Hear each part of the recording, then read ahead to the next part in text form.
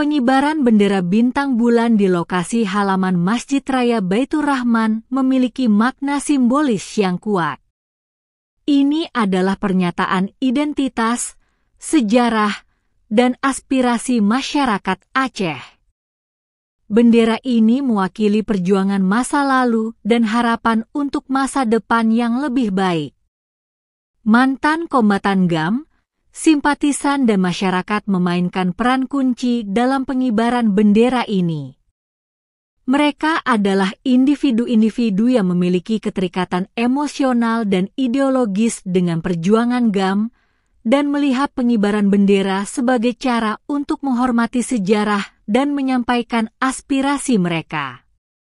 Waktu pengibaran yang bertepatan dengan peringatan Hari Perdamaian Aceh atau hari ulang tahun GAM menambah makna dan signifikansi acara ini.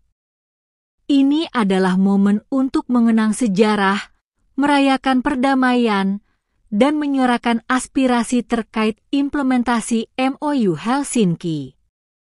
Pengibaran bendera bintang bulan seringkali menjadi isu sensitif dan kontroversial karena terkait erat dengan sejarah konflik dan status politik Aceh.